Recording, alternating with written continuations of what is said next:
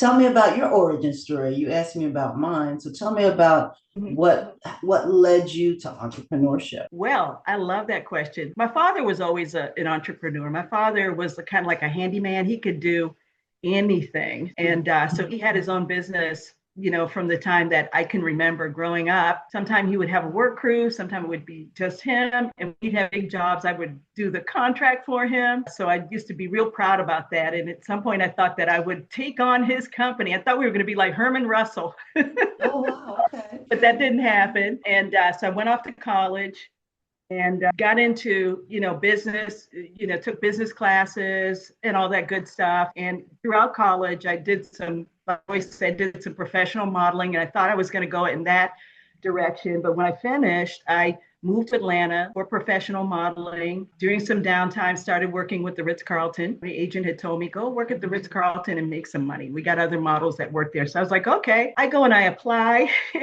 and I look at the list, and it was like I was not familiar with hotels. So I decided, well, I don't want to make a career out of this, so I'll apply as a housekeeper. I was really like so ignorant to the industry. So I fill out my application, I go in, I meet the director of HR, and he says, "You're not gonna do housekeeping." And I was like wondering why.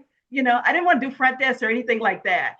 I just wanted to do something that would kind of like give me the free time that I part-time, whatever. So he looked at my little resume, and all throughout college I was an intern for human resources in different companies. And so I knew a little bit about HR, and they needed an HR secretary back then. It would be an HR coordinator today. So did that. They just hired me temporarily, Kim. And I was like, okay, that's good, because I don't see myself doing this forever. And in the first 30 days, they hadn't found anybody, and I really liked it. I was like, wow, the people are really nice. The culture is really great. I didn't know anything about work culture and all of that. And so they asked me if I would stay another 60 days or 30 days. And I said, sure. And after the second 30 days, they had not found anybody yet. And they asked me if I wanted the position. I had to make a really tough decision as whether or not I wanted to continue to pursue modeling, or whether I wanted to, which was too up and down.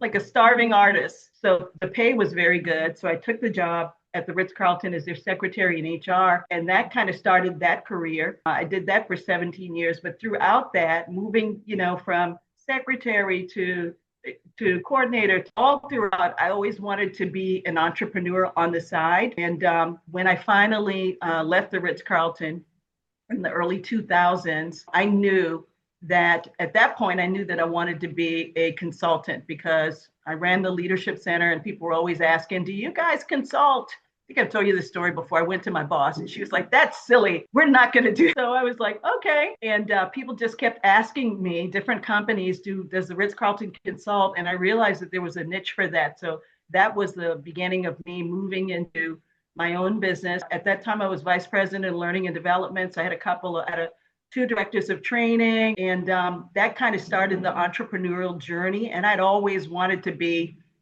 my own manager, my own boss, not realizing that you'll always have a boss, Theo.